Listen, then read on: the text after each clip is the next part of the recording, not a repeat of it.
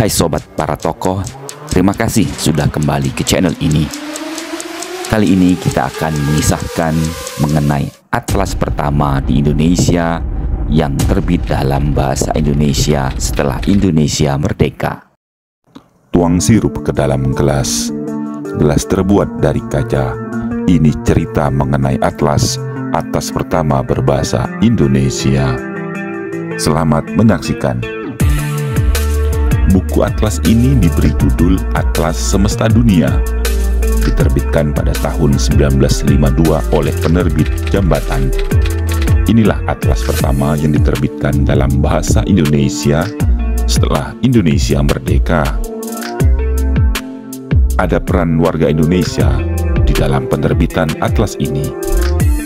Mereka adalah Adam Bachtiar, Adi Negoro, dan Sutopo.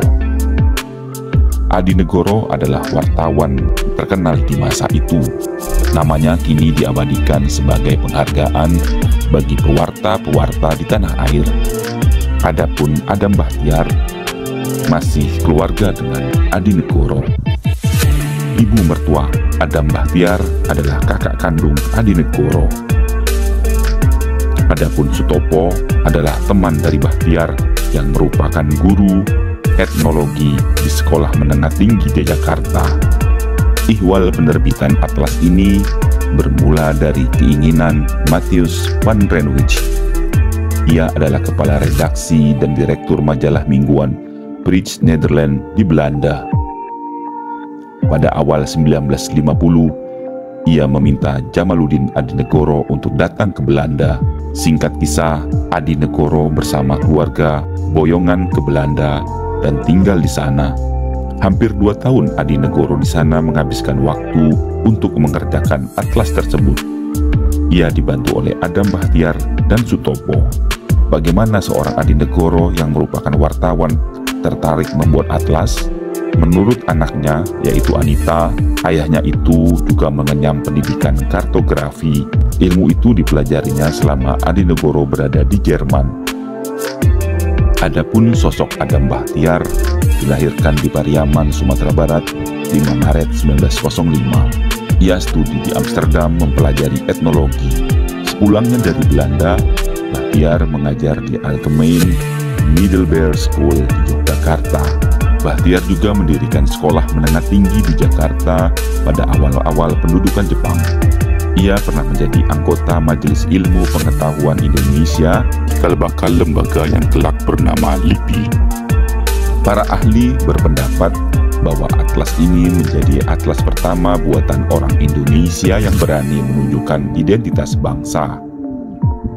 Hal-hal sederhana itu misalnya adalah menggunakan nama-nama, tempat atau daerah menggunakan bahasa Indonesia. Buitenzorg dialihkan menjadi Bogor, Fort de Kock menjadi Bukit Tinggi, Celebes menjadi Sulawesi.